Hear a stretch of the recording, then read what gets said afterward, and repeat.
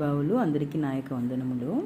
ఈరోజు మనం గద్య భాగం నందు తెలుగు భాష అనే పాఠంను నేర్చుకుంటాము.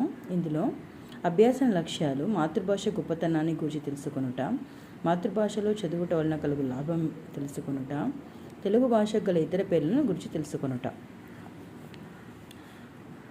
ఇది రచించిన వారు మిరియాల రామకృష్ణ గారు. సంస్కృతంబులో చక్కెర పాకంబు, అరవ భాషలోని అమృతవాణి, కన్నడంబులోని కస్తూరి వాసన కలిసిపోయే తీట తెలుగునందు అని ఒక చిన్న పద్యాన్ని రాసినారు మిరియాల రామకృష్ణ గారు తెలుగు భాష గురించి. మిరియాల రామకృష్ణ గారు అన్నట్లు సంస్కృతంలోని తీయదనం, తమిళంలోని అమృతత్వం, కన్నడంలోని సుమధుర పరిమళం ఇవన్నీ కలిగిన కమ్మనైన భాష మన తెలుగు భాష. మన భారతదేశంలో ఏ రాష్ట్రానికి వెళ్ళినా తప్పకుండా అక్కడ తెలుగు ప్రజలు తప్పకుండా అక్కడ నివసిస్తున్నారు. అతి ప్రాచీన భాషల్లో తెలుగు కూడా ఒకటి. భారత ప్రభుత్వం తెలుగుతో పాటు సంస్కృతం, తమిళం, కన్నడం భాషలకు 2008 సంవత్సరంలో ప్రాచీన భాషల్లోని హోదానిచ్చి మంచిగా గౌరవించినారు. మన భారతదేశంలోని హిందీకి తర్వాత ఎక్కువ మంది మాట్లాడేది మన తెలుగు భాష. ఆంధ్రప్రదేశ్ మరియు తెలంగాణ రాష్ట్రాలలో తెలుగు అధికార భాష కూడా వెలుగొందుచున్నది. ఆంధ్రప్రదేశ్ తర్వాత తెలుగు వాళ్ళు ఎక్కువగా పుదుచ్చేరి, తమిళనాడు, కర్ణాటక, మహారాష్ట్ర, ఒరిస్సా, ఛత్తీస్గఢ్ రాష్ట్రాలలో ఎక్కువగా మాట్లాడుతారు. తెలుగు భాష మాతృభాష కలిగిన వారు ప్రపంచవ్యాప్తంగా అనేకులు ఉన్నారు. నేడు తెలుగువారు ఐటీ రంగంలో కూడా ఎక్కువ మంది ఉన్నారు. అంటే మన తెలుగు పీపుల్స్కి వచ్చేసి ఈజీగా అన్ని లాంగ్వేజెస్ అట్రాక్ట్ అవుతుంది. అంతేకాకుండా వాళ్ళు అన్నీ నేర్చుకునే కూడా ఈగర్గా ఉంటున్నారు. ఎక్కడ వెళ్తేనో వాళ్ళు తప్పకుండా విన్ అయ్యే వస్తున్నారు. మన తెలుగు భాషకు చాలా ప్రాముఖ్యత ఉందన్న సంగతి మనం తప్పకుండా గ్రహించాలి. ఎందుకంటే తెలుగు భాష మన మాతృభాష కాబట్టి. ఉత్తమోత్తమైన భాష మన తెలుగు భాష. ఇది ప్రపంచ ఉత్తమాలలో 2వ ఉత్తమ లిపిగా వెలుగొందుతున్నారు.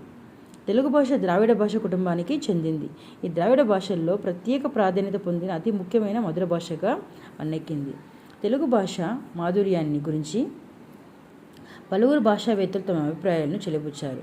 సాహిత్య సమరంగణ చక్రవర్తి, కళాప్రపూర్ణ, కళాపోషకుడైన శ్రీకృష్ణదేవరాయలు. ఈయన మనకే తెలుసండి, తను దేశ భాషలను తెలుగు లెస్స అని చెప్పిన వారే మన యొక్క శ్రీకృష్ణదేవరాయలు అని. తమిళ జాతీయ కవి అయిన సుబ్రహ్మణ్య భారతి గారు సుందరం తెలుగు అని చెప్పినారు.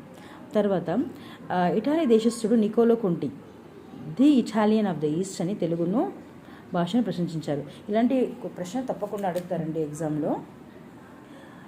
తెలుగు భాష తేనె తెలుగు, తెనుంగు అని కూడా అంటున్నారు. ఆంధ్రము అను పలు పేర్లతో పిలువబడుతుంది మన యొక్క తెలుగు భాష. ప్రపంచంలోని కోట్లాది మంది ప్రజలు మన్నలను పొందిన జీవత్ భాష, అంటే జీవమున్న భాష మన తెలుగు భాష. మీరు కూడా చూసింటారు, ఒక మూవీలో, నాగార్జున మూవీలోని తన పాట పాడుతుంటే పీపుల్స్కి అంత ఫైట్ చేసి వాళ్ళు ప్రాణాలే తీసుకుంటున్నారు. అంటే అంత ఒక పవర్ఫుల్ అయిన భాషని మన జీవత్ భాష అని మన తెలుగు భాష అంటారు. సంగీతానికి, మంత్రోపదేశానికి చాలా అనుకూలమైనది మన తెలుగు భాష కంటే. ఒక్కొక్క పాట వింటేనే చాలు, దానికి ఉన్న మధురమైన అర్థాలు ఎక్కువగా ఉంటుంది మన తెలుగు భాష నందు. ఇంతటి గొప్ప ఘనకీర్తి ఆర్తించిన మన తెలుగు భాషను పరిరక్షించుకోవాల్సిన బాధ్యత తెలుగువారైన ప్రతి ఒక్కరి మీద కలదన్న సంగతి మనం గుర్తుంచుకోవాలి. సుబ్రహ్మణ్య భారతి గారు.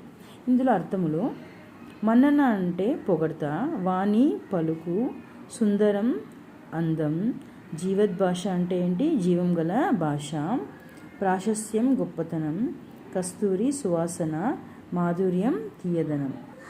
పర్యాయ పదాలు చూస్తామండి. అమృతం, పాలు నీరు చావులేనిది, తెలుగు, తెనుంగు, ఆంధ్రం, రమ్యం, శోభ, అందం, సుందరం.